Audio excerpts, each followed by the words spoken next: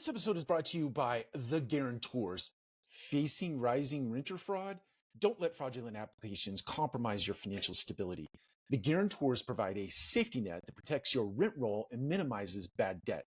Why risk it? Talk to The Guarantors and secure your property's financial health. Visit theguarantors.com/multifamily today. Welcome to another episode of the Multifamily Collective.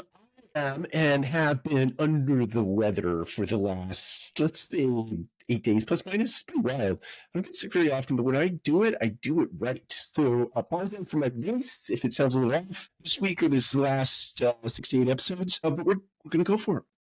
We grind, we do the grind, we keep going. I wanted to talk today about experts. I do think that there are individuals in the marketplace who have spent a tremendous amount of time doing a discipline. Somebody who spent a long time in an industry, somebody who spent a long time in a particular subject matter.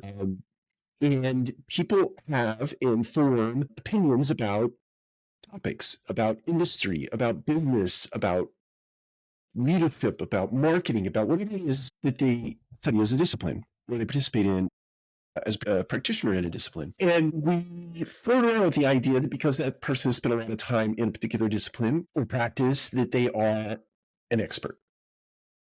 But I think we always have to, all of us, me included, everyone, we have to be a little bit skeptical when it comes to experts or people who put expert in their title or expert in their narrative or expert in their resume, because I don't think that anybody can be a 100% expert in any particular thing. The world just is too dynamic today. It changes too rapidly.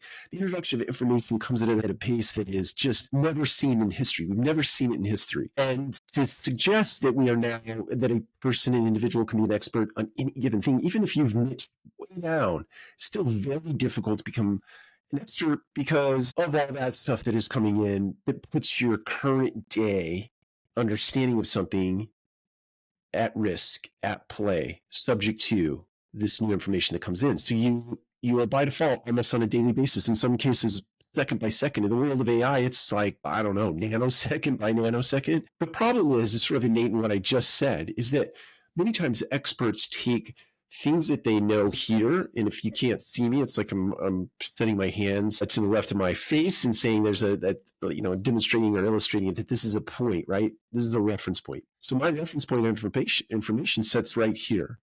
New information comes in. My default as an expert, quote, air quotes, is to make a statement based on this point in time referenced, right? This point in time, my knowledge base at this point in time. So you ask me a question, I'm going to give you an answer related to this point in time, or a success that I've enjoyed at this point in time, sometime prior to now, or sometime prior to, let's say, the last week. But because new information is coming in all the time, here in this new era of information, suffice to say, my expert opinion is potentially some percentage of right. That experience gives me some percentage of right, but it is not completely right because information is coming at me all of the time.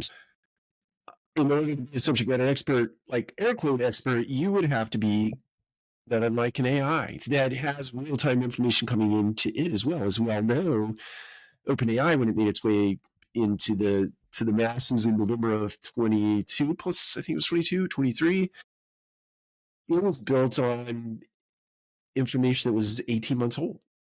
So the information that it would spit out would be sometimes dated or wrong, many times dated, many times wrong. So it's just impossible to call yourself an expert. And it gives cause for anybody who is employing an expert or a said expert to really question the premise and the basis for all the information that they're giving you. It doesn't mean that you shouldn't hire people who know the business or they know the area of expertise that you're trying to gain an education, or you're trying to gain an education, or you're trying to educate yourself. But always put the information that you receive from anybody in person or on the internet subject to a line of questioning.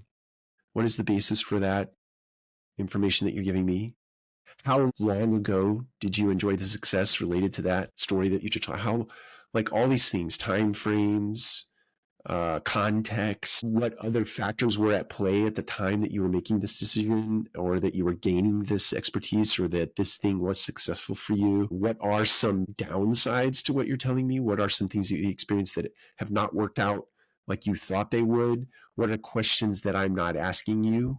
What is the information you should be telling me that I'm not asking you or soliciting from you or prompting you to tell me? All of that stuff is important when we think about talking to experts. So always put your expert on the stand before you actually take their advice and put it into practice. Take care. We'll talk to you again soon.